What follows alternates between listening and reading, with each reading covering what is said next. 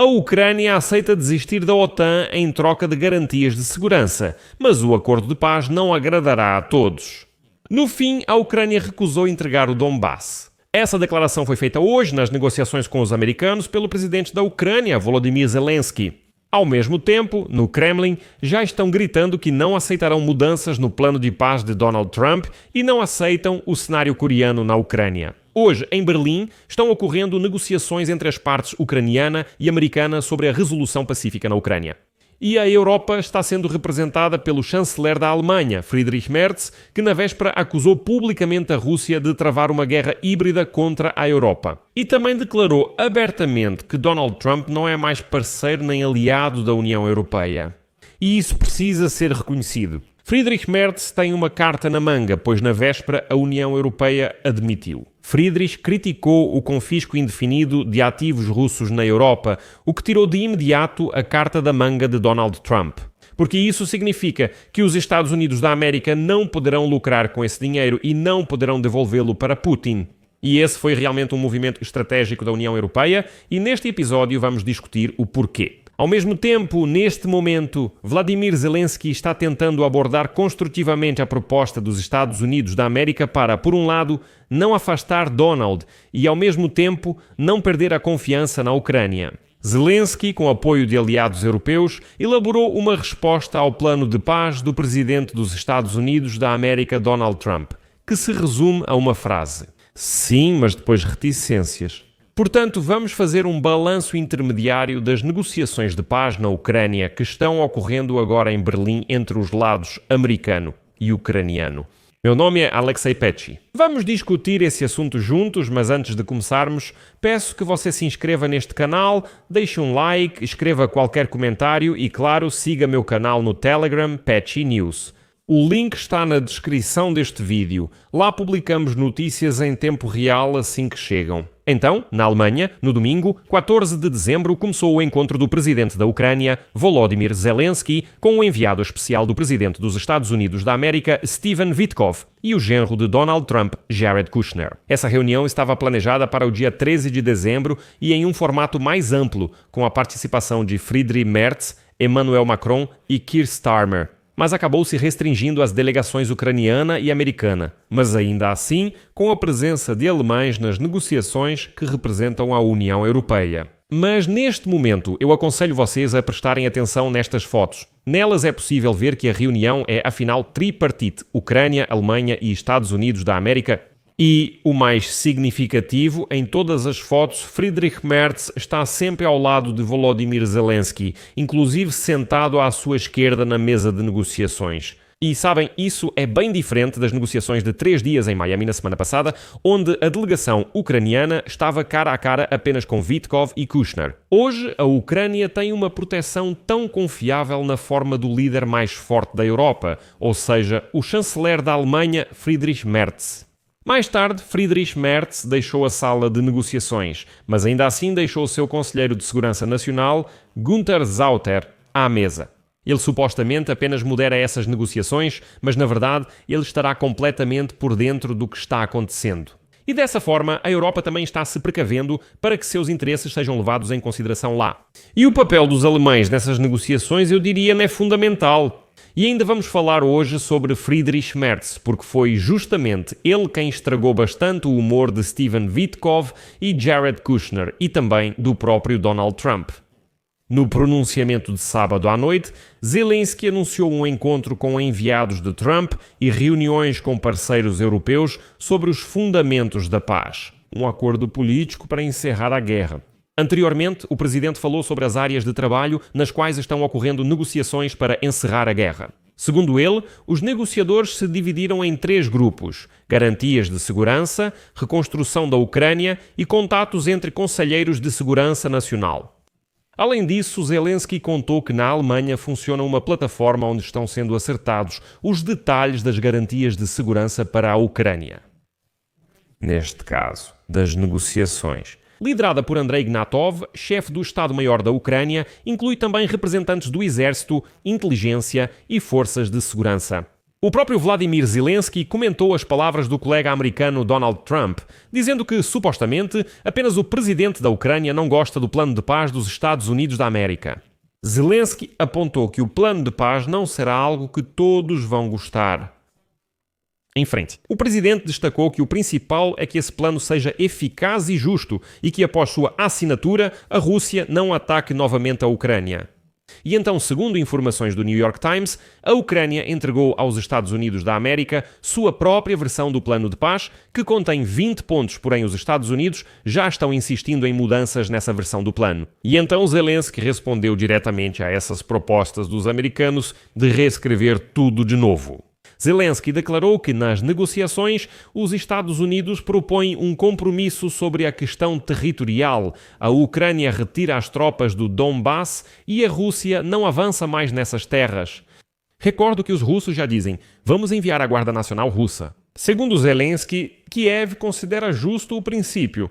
Ficamos onde estamos e fixamos a linha de frente onde ela está. Hoje, Zelensky afirmou que não acha justa a proposta americana e reforçou esse ponto aqui. Zelensky destacou que ainda não está claro, segundo o plano americano, quem vai administrar essa zona de buffer de onde as forças armadas da Ucrânia vão sair. Também não está claro porque os russos não recuam a mesma distância para dentro dos territórios ocupados. Segundo Zelensky, a posição da Ucrânia é: ficamos onde estamos, o que não agrada aos russos, e os russos ameaçam ocupar todo o Donbass. Mas, ao mesmo tempo, segundo o presidente Zelensky, eles frequentemente exageram suas conquistas. Hoje mesmo, no Kremlin, já começaram a reclamar que não gostam do plano. O assessor de Putin para assuntos internacionais, Yuri Ushakov, declarou que, nas negociações, não foi discutida a opção do cenário coreano para a Ucrânia. Cito: "Nós não discutimos isso nenhuma vez. Discutimos várias opções para uma resolução de longo prazo, e os americanos conhecem nossa abordagem. Nunca foi discutido copiar exatamente o modelo coreano, na minha opinião, nunca ouvi falar disso." O assessor de Putin disse que Moscou não viu as emendas de Kiev e da Europa ao plano de paz, mas afirmou: a contribuição deles dificilmente será construtiva. Bem, essa é a posição de quando ainda não vimos, mas já a condenamos e com certeza não vamos aceitar. Isso resume bem todos os russos. E então, segundo Ushakov, o Kremlin terá fortes objeções se qualquer alteração for feita no plano, especialmente em relação à questão dos territórios. Enfim, os mal-lavados estão bagunçando as coisas de novo. Mas agora chegamos à parte mais interessante. Sobre a questão da OTAN, a Ucrânia ainda está disposta a fazer concessões. Vladimir Zelensky declarou que a Ucrânia está pronta para abrir mão da adesão à OTAN em troca de garantias de segurança por parte dos aliados. Esse será o principal compromisso de Kiev nas negociações de paz, citação. Desde o início, o desejo da Ucrânia era ingressar na OTAN, pois isso representa garantias reais de segurança. Alguns parceiros dos Estados Unidos da América e da Europa não entenderam e apoiaram essa direção.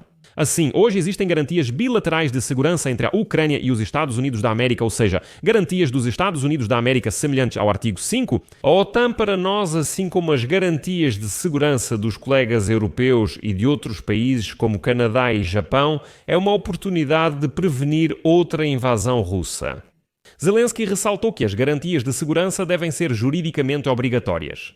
Bem, e como vocês entendem, essa mudança de retórica de Kiev é importante porque a entrada da Ucrânia na OTAN está consagrada na Constituição da Ucrânia.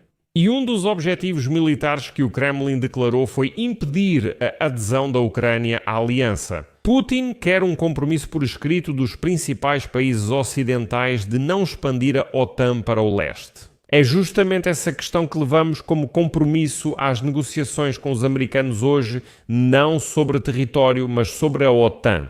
Ok, não entramos na OTAN, mas devemos ter garantias de segurança iguais às dos membros dela. E na questão das negociações, Zelensky adotou uma posição interessante.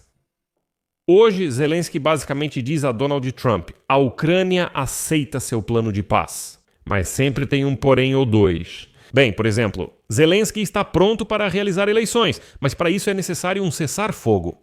Zelensky diz que a usina nuclear de Zaporizhia realmente pode permanecer sob ocupação, mas o controle sobre ela deve ser da Ucrânia e dos Estados Unidos da América. Zelensky reconhece que o número das forças armadas da Ucrânia pode ser limitado, mas apenas até o nível atual. Zelensky afirma que a Ucrânia pode não entrar na OTAN, mas pede garantias de segurança equivalentes dos aliados. Mas é preciso reconhecer que a posição de Zelensky foi muito fortalecida pelos europeus e, aqui, na minha opinião subjetiva, tenho enorme respeito por Friedrich Merz. Primeiro, na véspera, a União Europeia concordou em congelar indefinidamente os ativos russos. Antes, o congelamento dos ativos financeiros russos precisava ser renovado a cada 6 meses e havia o risco de que Hungria e Eslováquia vetassem essa decisão. A Europa congelou 210 bilhões de euros em ativos russos, equivalente a 246 bilhões de dólares. O congelamento indefinido desses ativos visa convencer a Bélgica, que teme a reação de Moscou, a apoiar o plano da União Europeia de usar esse dinheiro para conceder à Ucrânia um empréstimo de até 165 bilhões de euros para cobrir despesas militares e civis em 2026 e 2027. Segundo a proposta dos idealizadores, a Ucrânia só deverá pagar esse empréstimo, repito, só quando a Rússia pagar à Ucrânia uma compensação por todos os danos causados pela invasão, ou seja, quando pagar todas as reparações. Ou seja, esse empréstimo se transforma em uma doação que antecipa os futuros pagamentos de reparação da Rússia. O mais importante é que agora Estados Unidos da América e Rússia não terão acesso a esse dinheiro. E agora é interessante ver com que empenho Witkoff e Kushner vão defender as posições do Kremlin. Porque o dinheiro já está congelado, não dá mais para alcançá-lo. Vamos abordar esse tema com mais detalhes no próximo episódio, mas neste, ao final, acrescentarei algumas palavras sobre Friedrich Merz. O chanceler da Alemanha acredita corretamente que o ditador russo Vladimir Putin, com sua política externa agressiva, não vai parar na Ucrânia e atacará a Europa. E em segundo lugar, Friedrich Merz finalmente declarou abertamente que agora é muito difícil chamar os Estados Unidos de aliado e por isso as negociações com eles devem ser conduzidas de acordo. Nesse contexto, Friedrich Merz afirmou que a Pax Americana já é coisa do passado. Não se pode mais esperar proteção dos Estados Unidos da América para a Europa. E em segundo lugar, destaco a política aduaneira dos Estados Unidos da América que preferiríamos diferente, mas política não é desejo.